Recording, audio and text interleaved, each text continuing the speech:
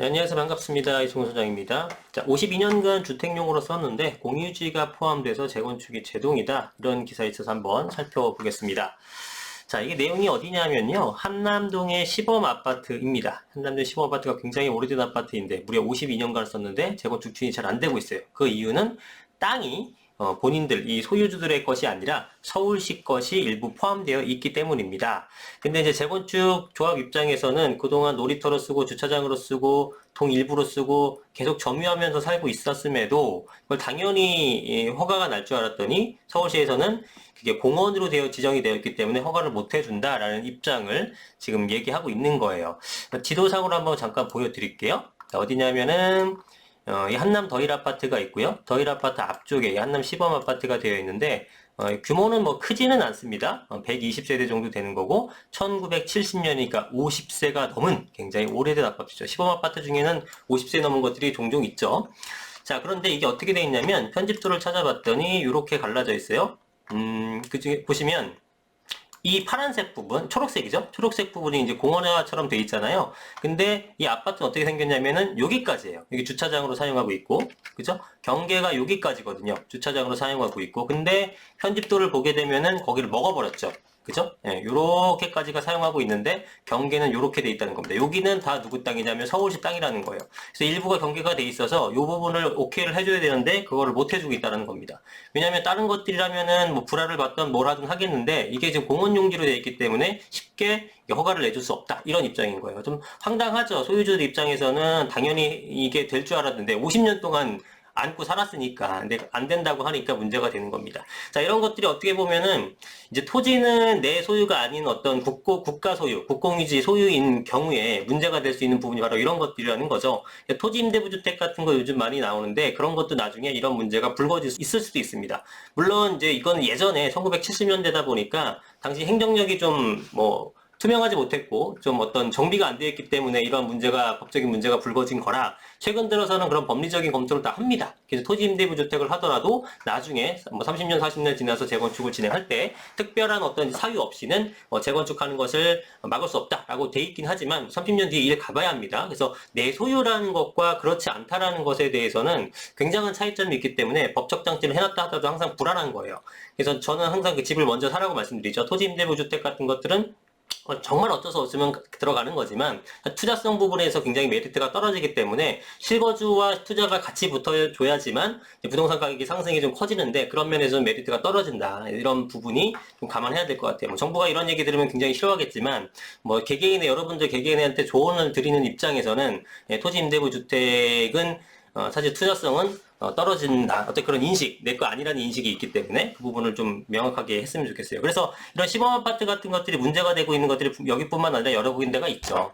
자, 한남 시범 아파트 같은 경우도 1910년 10월 준공돼서 20년간 재건축이나 리모델링을 추진해 왔는데 번번이 어려움을 겪었다. 왜냐하면 대지권이 없어서 건축허가가 나오지 않았기 때문에 그래서 국유지 매수위원회 자체 구성해 정부로부터 대지권을 사들였다. 그래서 재작년 8월이죠. 20년 8월에 조합서를 인가받으면서 재건축의 급물살을 탔고 현대건설 시공사론 등의 DH 매종이라는 브랜드로 올해 하반기 사업시행 인가를 받을 예정이었는데 지금 이제 와서 서울시가 50년 이상 주택단지로 활동된 땅을 공원용지로 판단하고 아까 공원 초록색으로 돼 있었잖아요. 사업구역에 편입할 수 없다는 입장을 보이면서 인가를 안 해주고 있는 상황인 거죠. 그죠? 그래서 일동, 옥상, 굴뚝이 붕괴됐는데 50년 전에 지었으니까 얼마나 낡았겠습니까? 이래서 어떤 실거주의 위험, 주거 불안도 가중되는 형국인데 지금 계속 이렇게 지지부진한 상황이 되고 있다라는 거죠.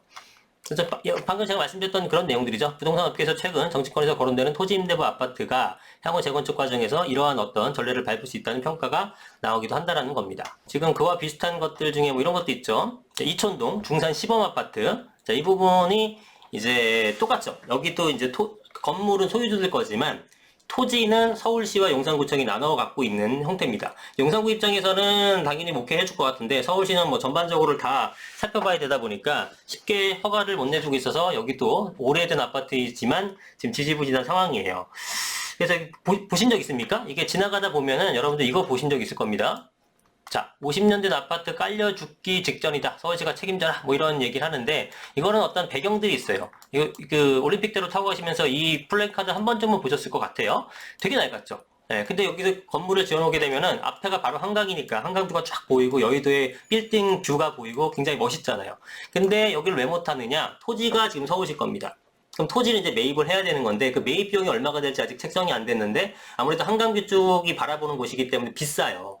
이제 그 부분에 일단 현실적인 좀 제약이 있는 거고 또 여기가 사실은 30년만 돼도 재건축 진행하다 보니까 90년대 후반서부터 이제 추진이 좀 됐습니다. 그래서 2000년대 초중반에 추진위까지 설립해서 진행하려고 하는 와중에 여러분 기억하십니까? 2007년도쯤에 용산의 국제업무지구 2005년 6년도쯤이죠. 그때 이제 추진하기 시작하게 되면서 서부 이천동이 편입됐어요. 그래서 이 중산아파트 같은 경우도 국제업무지구에서 아파트 소유권을 주겠다 해서 굉장히 좀 이슈가 됐었죠. 그래서 당연히 올스톱 됐죠. 거래가 중지되는 거잖아요. 투기 방지를 위해서. 그러면서 재산권 행사를 못해서 그게 국제업무지구가 제대로 추진만 됐게 되면 대박이 나는 건데. 그잖아요. 지금 대지 지분도 없는 건물만 있는 땅인데 업무지구에 있는 아파트를 하나씩 받는다? 초대박이 나는 거죠. 근데 결론적으로 어땠습니까? 안 됐죠. 글로벌 금융위기 맞고 좌초가 됐죠. 2013년에 최종적으로. 그러면서 2007년부터 팔지 못하게 했는데 그 2013년까지 못 팔게 하니까 가격이 뚝 떨어져 버린 거예요.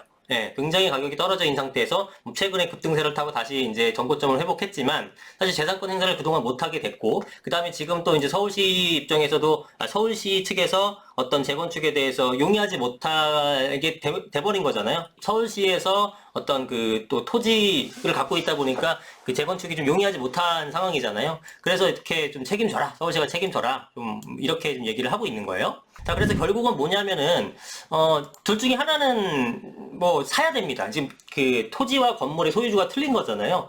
그러면은 이제 토지주가 건물을 사든지, 건물을 뭐, 그러니까 서울시 입장에서 이 소유주들한테 돈을 지급하고 여기다가 뭐 공공 임대 아파트를 짓든 뭘 하든지 아니면은 소유주들이 땅을 이제 불화받아서 매입을 하든지 해야 되는 건데 첫 번째는 좀 현실적으로 좀 어렵고 이제 소유주들이 땅을 매입해야 돼. 서울시에서 땅을 매입하는 과정을 거쳐야 되는 건데 이제 비싼 동네다 보니까 공시 가격도 높고 요즘에는 이제 불화받는 것들이요 예전하고 많이 달라졌어요. 제가 경험상 보니까 쭉쭉쭉쭉쭉쭉 올라와가지고 불화받는 가격이 실제로는 거의 그 직전 사례 그 거래 사례에 준하는 내지는 그 이상의 가격으로 책정됩니다. 한마디로 뭐예요? 시세대로 팔겠다는 거예요. 근데 주변에 이 서부 이천동, 동부 이천동 이쪽 일대가 재건축이 추진 중이니까 평당 가격이 엄청나게 높잖아요. 그러니까 여기도 대단히 비싸게 지금 매입할 수밖에 없지 않겠느냐라는 전망을 나오고 있는 거예요. 그럼 이제 쉽지 않은 게 뭐냐면 물론 입지는 대단히 좋은데 지금 여기 건물만 있기 때문에 가격이 쌉니다.